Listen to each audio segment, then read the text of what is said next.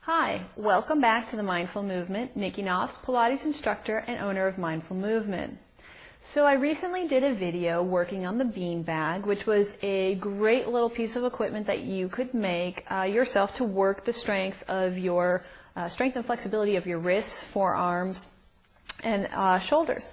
So now we're going to talk a little bit deeper about the wrists. Maybe if you didn't have that beanbag, what else you could do to help make sure that your wrists are staying strong and flexible as maybe you're doing certain exercises or you're at work and you just need a quick kind of wrist exercise to loosen things up. So one thing you can do here to help you at work, doesn't need a piece of equipment obviously, you can just do some kind of pulling back on the wrist like so, and then pulling forward. So going in both directions. You want to make sure as you're doing this, you're not just kind of pulling on the fingers so that you're just getting this finger stretch. You want to make sure that you get a little bit more into the top of the palm so that you're pulling the wrist back. And you want to make sure you're also not pulling back one side more than the other.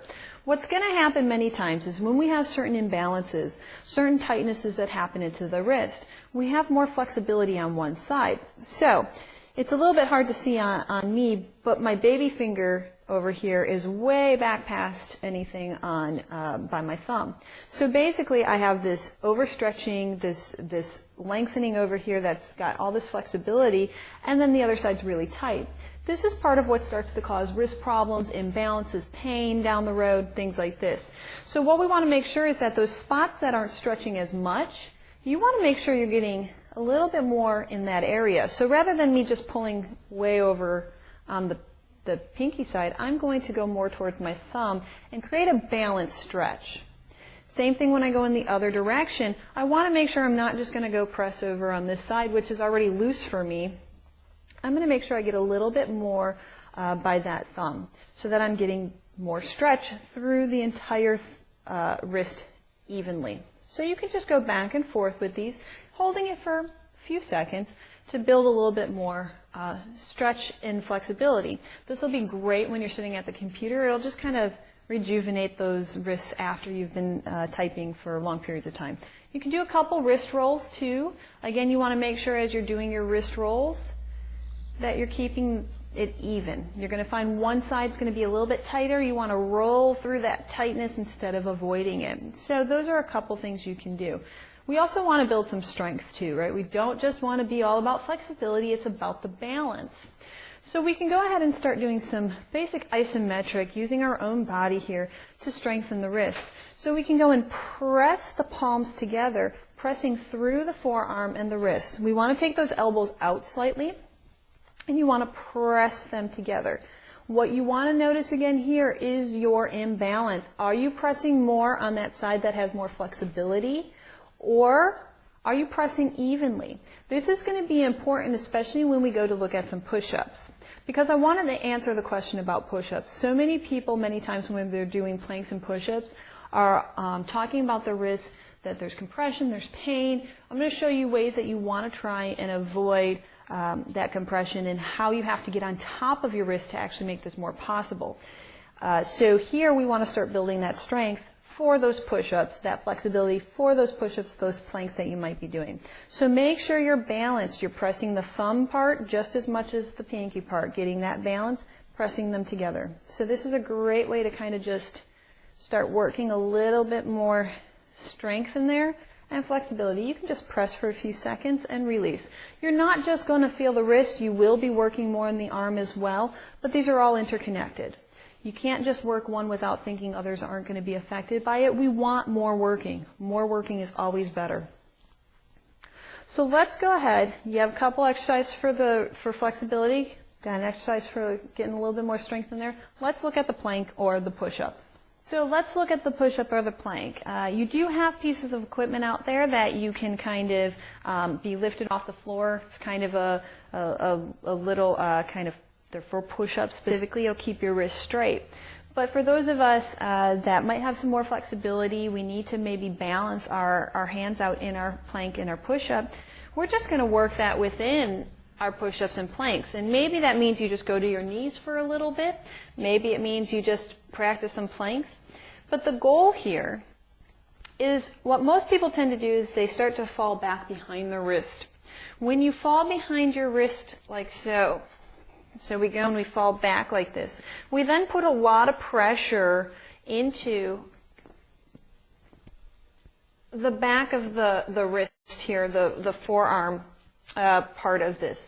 And then we have no weight on our fingers. So it's almost like our fingers aren't doing anything and we're just pressing into that, only the palm into only into the base of our hand. Well, this is going to make things really hard as we start to lower down for push-ups, and more of our imbalance is going to show up. So as we notice with my hand, I'm a little tight on the inside here by my thumb, so my hand now starts to roll out even more. Now I'm causing more strain, which is not just going to affect the wrist. This is also going to affect the elbow. It's also going to affect the shoulders.